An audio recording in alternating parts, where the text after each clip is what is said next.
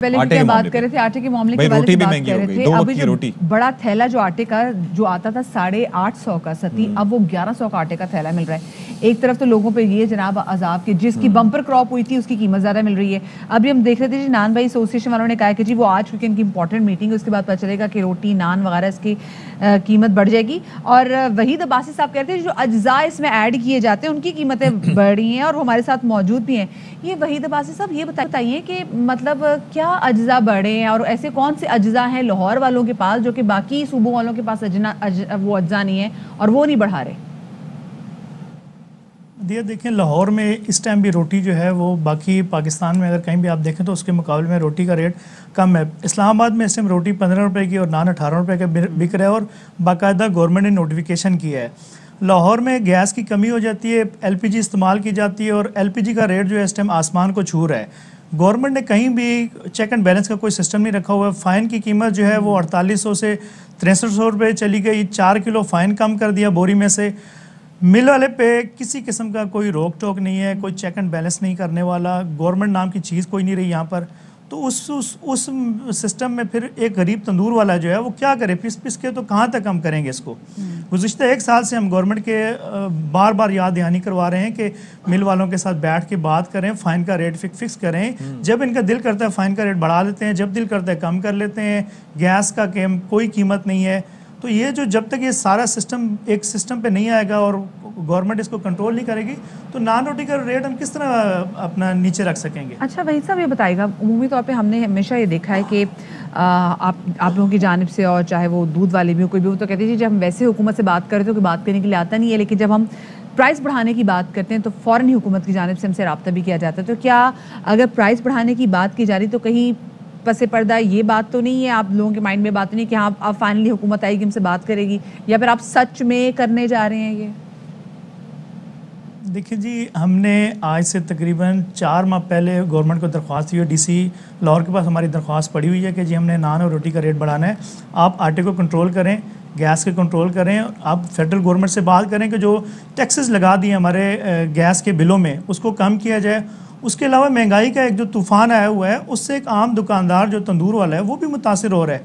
हम भी तो आम आवाम पब्लिक में आते हैं ना, हम कोई लैंडलॉर्ड तो है नहीं है, मजदूरी करते हैं, यहीं से कमाते हैं, बच्चों का रिस्क पूरा करते हैं। जब हर चीज़ महंगी हो रही है, मेरा अगर एक वज़ीर आज़म साहब की 1 लाख में उनका अगर किचन नहीं चलता है वो अपनी तनख्वाह 7 लाख कर देते हैं, तो एक गरीब जिसकी कमाई जो है वो 15,000 या 20,000 है वो अपना किचन कैसे मेंटेन करेगा। दूसरी बात यह कि आप जो कह रही हैं कि रेट जब हम बढ़ाते हैं तो गवर्नमेंट आ जाती है, और ये हकीकत है कि जब हम रेट का नाम लेते हैं तो गवर्नमेंट उस वक्त डिस्कशन के लिए आ जाती है, बात करने के लिए आती है, उससे पहले उनको कोई पता नहीं लेता। लेकिन इस वक्त हम उस पॉइंट पर पहुंच गए हैं कि जहां पर रेट बढ़ाना अब हमारी मजबूरी बन गई है। एक और जिक्र भी है ना, थोड़ा सा बात नहीं कर रहे हैं। वो होता ये है कि ज़ाहिर है कि आप लोगों के अपने मसाइल हैं हर किसी के, लेकिन ये सारे का सारा इजाफा मुंतकिल होता है अवाम पे।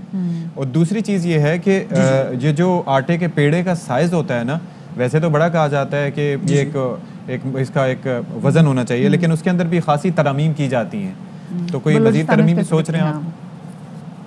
नहीं, ये देखें आटे के वज़न में कोई तरमीम नहीं होती है। जो पेड़ा होता है 125 ग्राम का पेड़ा है, वो 100 ग्राम की रोटी, 105 ग्राम की रोटी, आप कहीं भी जाके उसको चेक कर लें। अगर आप उनको रेट प्रॉपर सही रेट देंगे तो ज़ाहिर है उसने वेट कम नहीं करना है। इसी तरह नान का जो रेट हमारे पास यहाँ फिक्स है, लाहौर में 120 ग्राम का तैयार नान मिलता है, लेकिन हमारी अक्सर दुकानों पर, बल्कि मोस्ट जो दुकानें हैं वहाँ पे आप जब देख लें आपको 130-35 ग्राम 40 ग्राम का नान मिलेगा, क्योंकि यहाँ पर एक कंपटीशन है। तंदूर की जो है वो बहुत ज़्यादा तंदूर हैं और वो एक दूसरे के कंपटीशन में उनका रेट थोड़ा वेट भी ज़्यादा होता है, अपना रखते हैं। आवाम के लिए मसला नहीं, मसला तो हमारे लिए बनता है कि जब गवर्नमेंट किसी चीज़ का चेक एंड बैलेंस नहीं रखती है। आवाम को ये नहीं पता है कि जो आप ये कैसे कह सकते हैं कि आवाम के लिए मसला नहीं है? खरीदी तो आवाम नहीं है ना। आप जिस 15,000 वाले तनख्वाहदार तबके की बात करें, उसने भी आके दोपहर को जो रोटी खानी है वो आप ही के पास दाल और रोटी खानी है, उसके लिए वो भी बढ़ जाएगी तो वो बेचारा कहाँ जाएगा? उसको क्यों मसला नहीं होगा?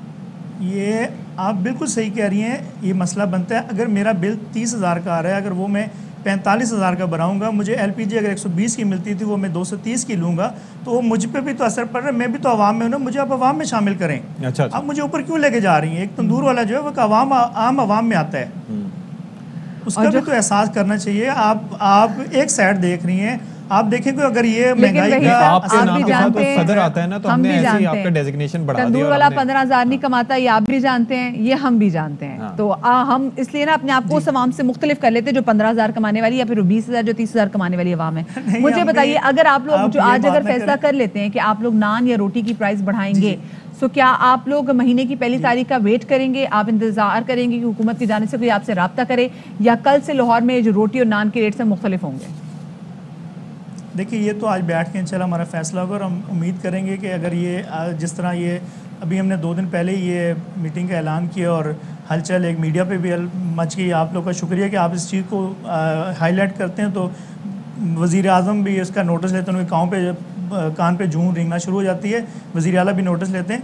हम चाहते हैं कि आवाम पर बोझ ना पड़े, लेकिन हमारे बारे में भी तो कुछ सोचेंगे जो हम पिस रहे हैं। एक हमारा तंदूर वाला आम, आप जैसे कह रहे हैं कि सदर और उसको अलहदा कर लें, तो ये एक आम तंदूर वाला है जो बेचारा आटा उधार लेता है और वो कर्जदार होता जा रहा है। कर्जदार दर कर्जदार, वो मर जाता है, उसका आगे औलाद कर्ज उतारती है, तो उसके भी तो बारे सोचें कुछ। एक मिल वाला मिल लगाता है, वो 2 सालों में 4 मिलों का मालिक हो जाता है। तंदूर वाला एक तंदूर लगाता है, उसके जब बच्चे आते हैं उसका कर्ज वो उतार रहे होते हैं।